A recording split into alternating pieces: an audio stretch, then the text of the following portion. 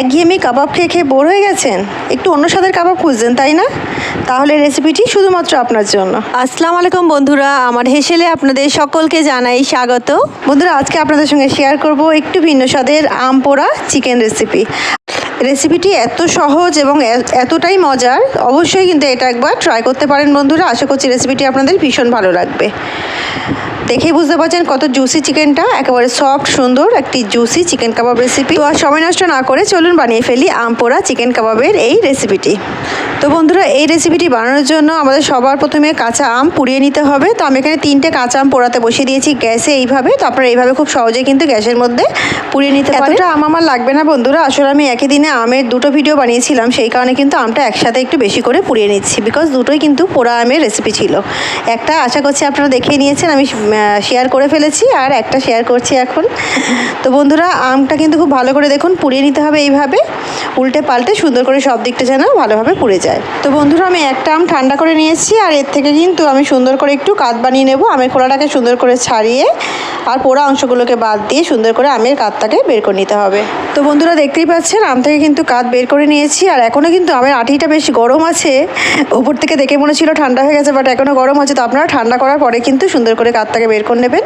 দেখুন বেশ সুন্দর করে কিন্তু আমটা সেদ্ধ হয়ে গেছে, একেবারে নরম হয়ে গেছে। তো বন্ধুরা দেখুন, আমি এখানে বেশ খানিকটা বোনলেস চিকেন নিয়ে নিয়েছি, আর এটাকে কিন্তু পরিষ্কার করে ধুয়ে ছোটো ছোটো পিসেসে কেটে নিয়েছি। তো আপনারা আপনাদের পছন্দ মতো সাইজ ছোটো বড়ো করতে পারেন, পিসেস আপনাদের পছন্দ মতো করতে পারেন।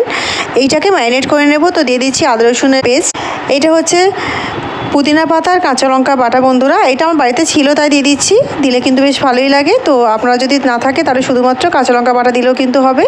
স্বাদ মতো লবণ দিয়ে দিচ্ছি ঘরে বানানো অল্প একটু গরম মশলা। এতে কিন্তু খুব বেশি গরম মশলার প্রয়োজন হয় না, আপনারা যদি ইচ্ছে না হয় গরম মশলা কিন্তু না দিয়েও করতে পারেন। তো যেহেতু কাবাব বানাচ্ছি, তো আমি অল্প একটু গরম মশলা দিলাম, আর একটু কাশ্মীরি লঙ্কা কিন্তু এতে দিয়ে দিচ্ছি শুধুমাত্র কালারের জন্য। আপনারা কিন্তু কাশ্মীরি লঙ্কা ছাড়াও এটা বানাতে পারেন। এইবারে দিয়ে দিচ্ছি বন্ধুরা কিং অফ দ্য ইনগ্রিডিয়েন্টস, মানে পোড়া আম। পোড়া আমের যে কাতটা বের করেছিলাম সেটা দিয়ে দিচ্ছি। তো এটা কিন্তু আপনাদের পছন্দ মতো কম বেশি করতে পারেন, বিকজ আমটা কতটা টক বা কতটা কম টক সেটা কিন্তু আপনারা ভালোই জানবেন, যে ইউজ করবেন সেই জানবেন। তো সেই অনুযায়ী কিন্তু এটা দিতে হবে। অতিরিক্ত টক হয়ে গেলে ভালো লাগবে না, আবার কম টক হলেও ভালো লাগবে না। বেশ এমন একটা পরিমাণে দিতে হবে যেটা বেশ খুব সুন্দর একটা স্বাদ আসবে, অথচ অতিরিক্ত টক যেন না হয়ে যায়।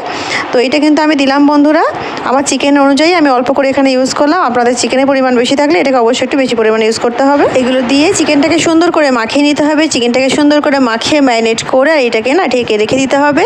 আপনারা চাইলে পুরো একটা দিন রেখে দিতে পারেন, 2 দিনও ম্যারিনেট করে রাখতে পারেন, অথবা 2-4 ঘন্টাও রাখতে পারেন। তো যতক্ষণ বেশি ম্যারিনেট করবেন তত চিকেনটা কিন্তু সফট হবে এবং বেশি খেতে ভালো লাগবে। তো আপনাদের হাতে যেমন সময় থাকবে আপনারা কিন্তু সেই সময় অনুযায়ী এটাকে ম্যারিনেট করে নেবেন। আর বন্ধুরা, চিকেনটা যদি বেশি সময়ের জন্য ম্যারিনেট করেন তাহলে অবশ্যই এয়ারটাইট কন্টেনারে ভরে আর ফ্রিজে কিন্তু রেখে দিতে হবে এটাকে। তো বন্ধুরা, আমি কাবাবটা মোটামুটি 3 ঘন্টা মতো ম্যারিনেট করেছি। তো চলুন কাবাবটাকে বানিয়ে ফেলি। আর আপনারা অবশ্যই একটু বেশি টাইম ধরে ম্যারিনেট করবেন, তাহলে কিন্তু কাবাবটা খুব সফট হবে। বন্ধুরা, গ্যাস অন করে ফ্রাই প্যান চাপিয়ে দিয়েছি, আর দিয়ে দিচ্ছি একটু সাদা তেল। আমি এটা সাদা তেল দিয়ে বানাচ্ছি বন্ধুরা। তেল গরম হয়ে গেছে, এর মধ্যে ম্যারিনেট করা চিকেনটাকে পুরো দিয়ে দিচ্ছি।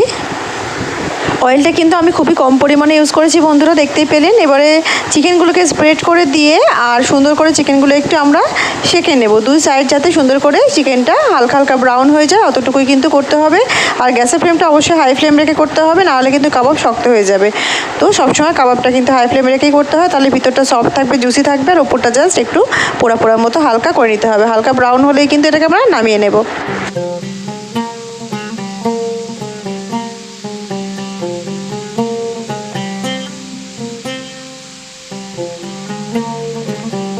তো বন্ধুরা, চিকেনটা 2 সাইড সুন্দর করে সেঁকে নিয়েছি। চিকেনটা কিন্তু একেবারে সফট হয়ে গেছে। চিকেনটাকে আমি এখন গ্যাস থেকে নামিয়ে আর একটা বান ফ্লেভার দিতে হবে। বন্ধুরা, আপনারা এইভাবে কিন্তু খুব সহজেই গ্যাসেই বান ফ্লেভার দিতে পারবেন, কোনো ওভেনের দরকারই হবে না। এটার জন্য মাইক্রো ওভেনের দরকার নেই বা কোনো গ্রিলারের দরকার নেই, শুধুমাত্র গ্যাসেই কিন্তু এটা খুব সুন্দরভাবে আপনারা বানিয়ে নিতে পারবেন, আর একেবারে রেস্টুরেন্টের মতো হবে বন্ধুরা। এইভাবে বান ফ্লেভার দিলে কিন্তু কেউ বুঝতেই পারবে না, অথচ স্বাদটা এবং মানে স্মেলটা এত সুন্দর হয়, মানে অপূর্ব, অসাধারণ। তো অবশ্যই এইভাবে করবেন বন্ধুরা, দেখবেন রেসিপিটি কিন্তু ভীষণ ইজি হয়ে যাবে। এইভাবে জাস্ট একটুখানির জন্য বান ফ্লেভার দিতে হয় বন্ধুরা, যেন পুড়ে না যায় চিকেনটা, সেদিকেও কিন্তু খেয়াল রাখতে হবে অবশ্যই।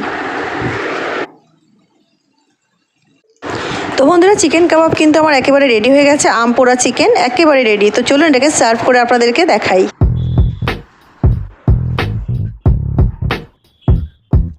বন্ধুরা, রেসিপিটি কেমন লাগলো অবশ্যই কমেন্ট করে আমাকে জানাবেন। রেসিপিটি যদি ভালো লাগে অবশ্যই আমার চ্যানেলকে লাইক শেয়ার সাবস্ক্রাইব করে আমার সঙ্গে থাকবেন। আর বন্ধুরা, আমি কাসুন্দি দিয়ে সার্ভ করেছি, আপনারা আপনাদের পছন্দ মতো যে কোনো সসের সাথে কিন্তু এই কাবাবটা খেতে পারেন, তাতেও কিন্তু বেশ সুন্দর লাগবে খেতে। তো বন্ধুরা, রেসিপিটি পুরো দেখার জন্য আপনাদের সকলকে জানাই অসংখ্য ধন্যবাদ। দেখা হচ্ছে একটা অন্য নতুন রেসিপির সঙ্গে। ততক্ষণ সবাই ভালো থাকুন, সুস্থ থাকুন আর আমার সঙ্গে থাকুন। আল্লাহ হাফিজ।